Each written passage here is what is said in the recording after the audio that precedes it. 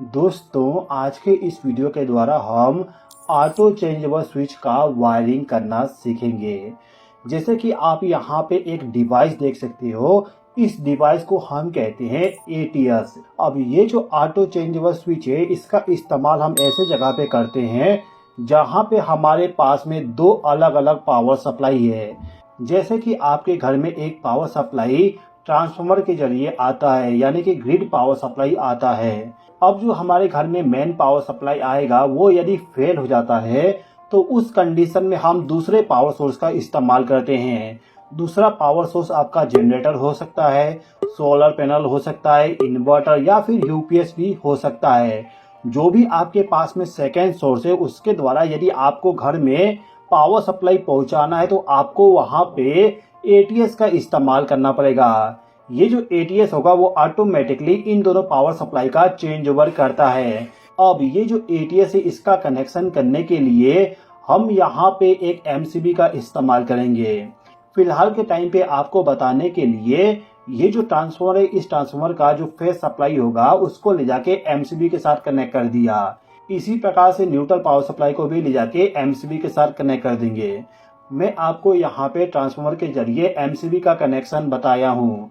आपके घर में जो एनर्जी मीटर होता है, उस एनर्जी मीटर से जो पावर सप्लाई आएगा उसको ले जाके आपको एमसीबी के साथ कनेक्ट करना होगा। ओके, अब इस एमसीबी के जिस पॉइंट पे आपको फेज सप्लाई मिलेगा, वहां से एक वायर को कनेक्ट करके इस वायर को लेके जाना है और जो आपका ऑटो चेंजेबल स्विच है, इसके एक टर्मिनल पे, यानी कि इस वाले टर्मिनल पे कनेक्ट करना है।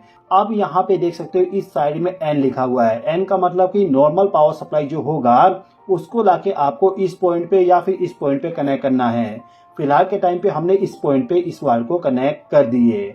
अब जो आपका न्यूट्रल पावर सप्लाई होगा, उस पावर सप्लाई को लाके आपका जो एटीएस है, इस एटीएस का जो दूसरा टर्मिनल है, उस टर्मिनल के साथ इस वायर को कनेक्ट कर देना होगा। इसी प्रकार से आपका जो जनरेटर, यूपीएस, इन्वर्टर या फिर जो भी आपका सेकेंड पावर सोर्स है, उस पावर सोर्स को लाके इस आर वाले साइड में कनेक्ट करना होगा, यानी कि इन दो टर्मिनल पे इनकमिंग पावर सप्लाई देना होगा।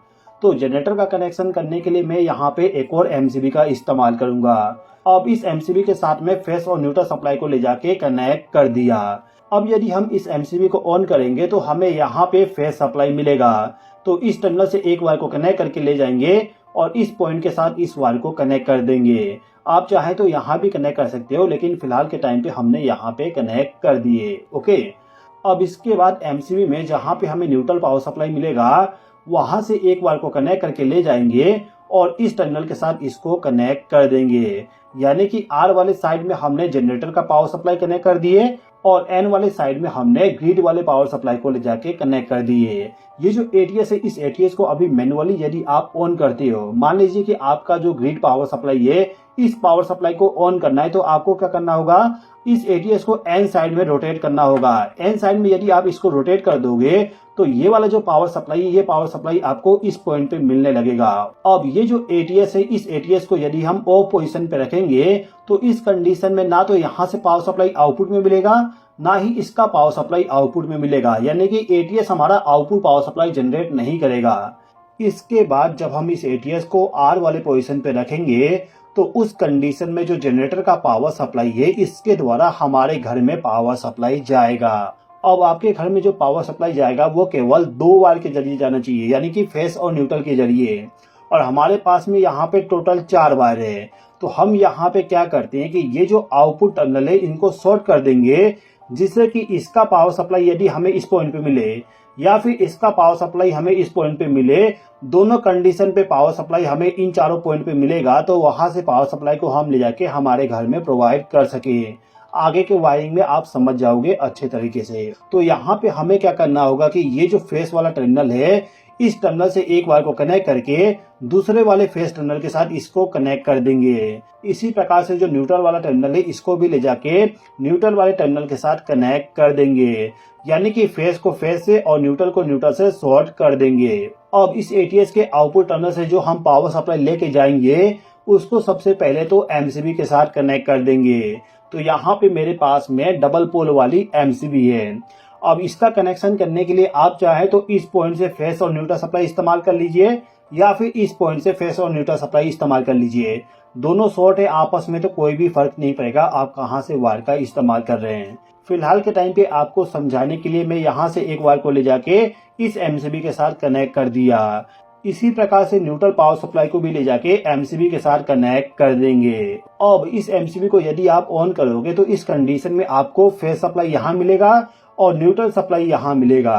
तो यहीं से पावर सप्लाई आप डायरेक्टली आपके घर में ले जा सकते हो। मैं आपको यहाँ पे एमसीबी का कनेक्शन करके बता देता हूँ। यहाँ पे मेरे पास में 3 एमसीबी है, तीनों एमसीबी का अलग अलग पावर सप्लाई जाएगा आपके घर के लिए। जैसे कि पहले रूम में आपका पावर सप्लाई इस एमसीबी के द्वारा जाएगा, सेकेंड रूम के लिए इस एमसीबी के द्वारा और तीसरे रूम में पावर सप्लाई इस एमसीबी के द्वारा जाएगा। तो इनका कनेक्शन करने के लिए आपको क्या करना होगा कि ये जो फेस वाला टर्मिनल है इस टर्मिनल से एक वायर को कनेक्ट करके इसको लेके जाएंगे और जो हमारा एमसीबी है इन एमसीबी को हम इनपुट पावर सप्लाई प्रोवाइड कर देंगे। मैंने इस एमसीबी को इनपुट पावर सप्लाई दे दिया, बाकी के दोनों एमसीबी को भी इनपुट पावर सप्लाई यहाँ से कनेक्ट कर दिया। ओके, अब यदि मैं इस एमसीबी को ऑन करूंगा तो हमें यहाँ पे पावर सप्लाई मिलेगा। तो इस पावर सप्लाई को ले जाके हम रूम नंबर 1 के साथ कनेक्शन कर देंगे।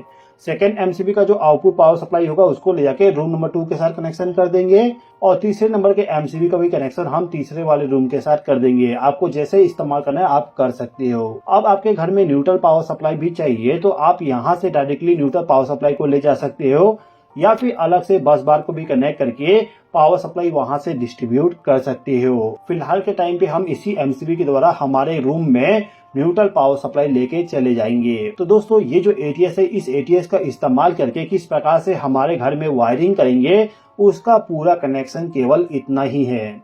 अब ये एटीएस कैसे वर्क करता है एक बार समझ लीजिए। देखिए दोस्तों, ये जो एटीएस है इसमें आप देखोगे यहाँ पे ऑटो मैनुअल लिखा हुआ है। यदि आप इस स्विच को ऑटो पोजीशन पे सेलेक्ट करके रखोगे तो इस कंडीशन में एटीएस हमारा ऑटोमेटिकली चेंज ओवर करेगा। यानी कि यदि यहाँ पे पावर सप्लाई रहता है तो पावर सप्लाई यहाँ वाली इस पॉइंट पे जाते रहेगा। लेकिन जैसे यहाँ पे पावर सप्लाई आना बंद होगा यानी कि मेन पावर सप्लाई यदि हमारा फेल हो जाता है तो उस कंडीशन में जो जनरेटर का पावर सप्लाई वो यदि यहाँ पे है तो उस कंडीशन में आपका एटीएस ऑटोमेटिकली चेंज ओवर कर देगा और यहाँ का पावर सप्लाई इस पॉइंट से होते हुए आपके घर में चला जाएगा। ओके, अब यदि आप इस स्विच को मैनुअल पोजीशन पे रखोगे तो इस कंडीशन में आपको मैनुअली चेंज ओवर करना पड़ेगा। इस एटीएस में आपको यहाँ पे NONC वाला कॉन्टेक्ट भी मिल जाएगा।